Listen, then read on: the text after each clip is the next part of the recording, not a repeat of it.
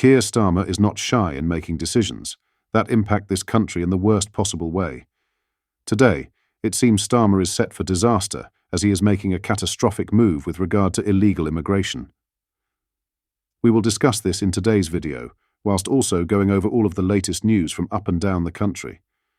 But first, hit the like button and subscribe to the channel and join our fast-growing community. Just a quick one to say we have new Stuck Farmer t-shirts available on our store. Go grab them now. They are available at britishstand.com or check the link in the description. The Home Office has confirmed it is looking into ways to expand an ex-RAF base to take in more migrants after Sir Keir Starmer vowed to close the Essex facility. RAF Wethersfield, which currently houses around 540 migrants, sparked outrage among local politicians after being used to accommodate for Channel crossing asylum seekers. The Prime Minister had pledged to close the site in July, along with the Bibby Stockholm barge and RAF Scampton in Lincolnshire. However, the ongoing surge in Channel crossings has complicated his once cast-iron plan. Ex-Home Secretary James Cleverly opposed the latest development in the RAF Wethersfield saga, citing the site's remote location and inadequate infrastructure. Cleverly, whose Braintree seat includes RAF Wethersfield, said, "Labour's failure to stop the boats or smash the gangs shouldn't be used as an excuse to cram people into Wethersfield."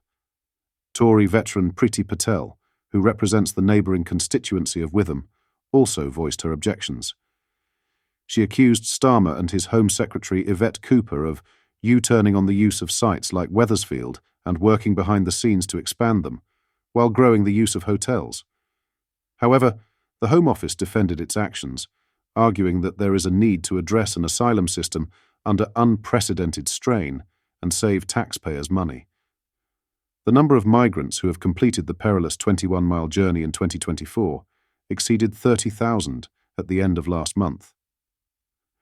The figure represents a 12% increase compared to last year, with more crossing in the first 10 months of 2024 than the entirety of 2023.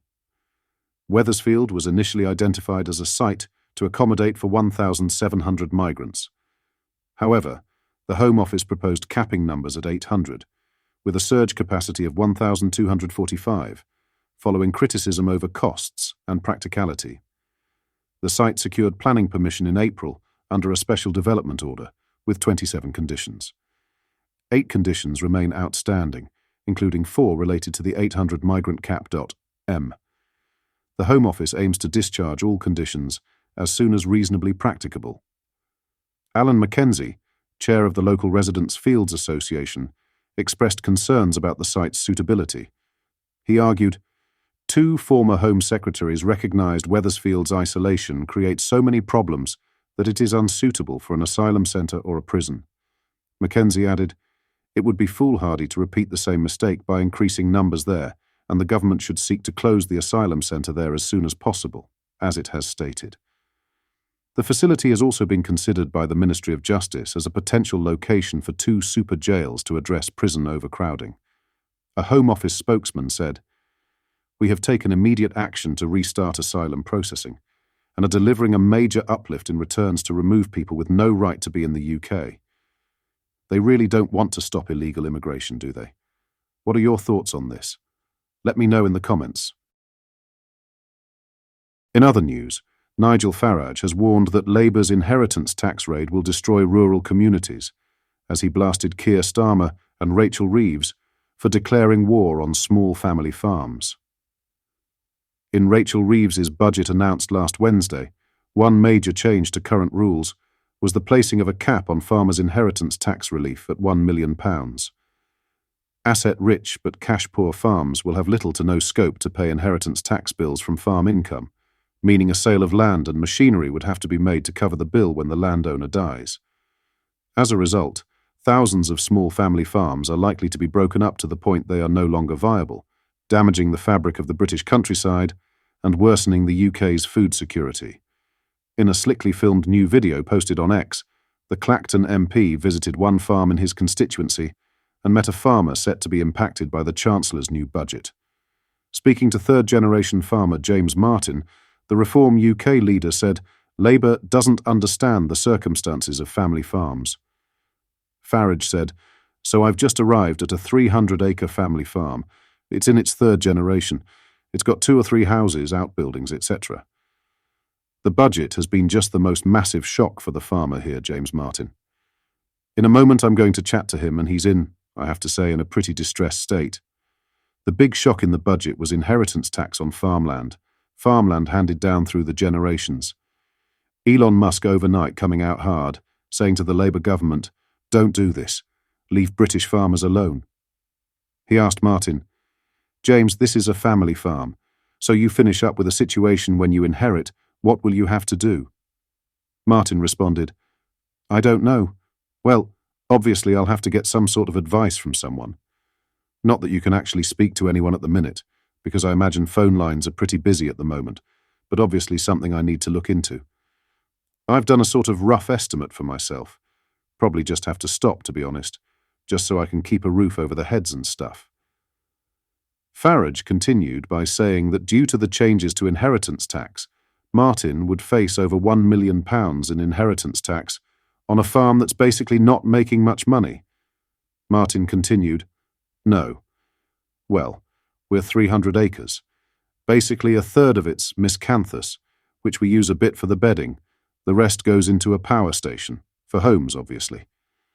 The other third is cereals, food for the British public, which because we're such a small farm, we don't really have the equipment to do." Martin explained his roots as a third-generation farmer, telling how his grandfather would still work the fields well into his 90s. Martin said, "Died when he was 92. My dad's 76. Unfortunately, he has had some bad news. Cancer. So he's stuck at home, so he doesn't come over a great deal, but 300 acres, 3 properties on the farm. Obviously all got ag ties on. I haven't worked out exactly, but probably looking at $500,000 for each house. We used to be livestock farmers. So yeah, we've got a lot of sheds, so we're not quite big landowners. We are really relatively small farm when you compare yourselves to everyone around here. So yeah, the value obviously of the sheds and stuff, because we used to be cattle farmers, which we unfortunately had to stop.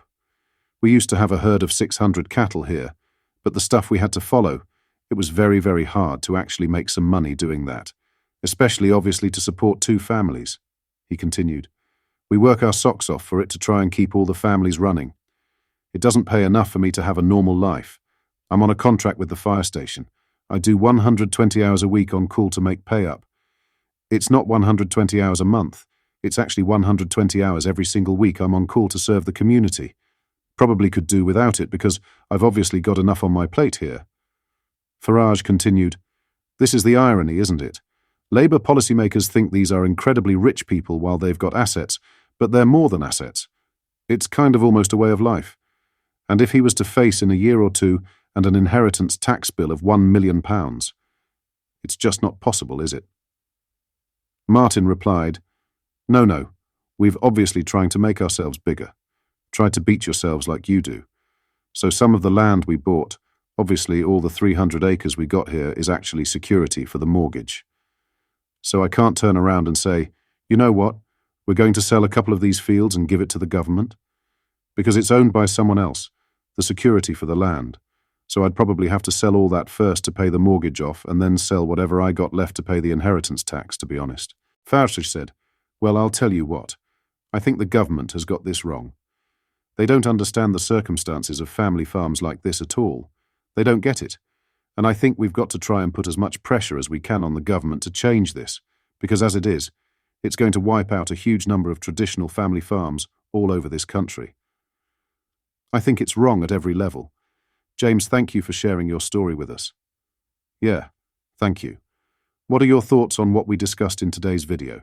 Let me know down in the comment section below. If you've not yet already, make sure you do drop a like on this video and subscribe to the channel for more British content. Thank you. Take care. Goodbye.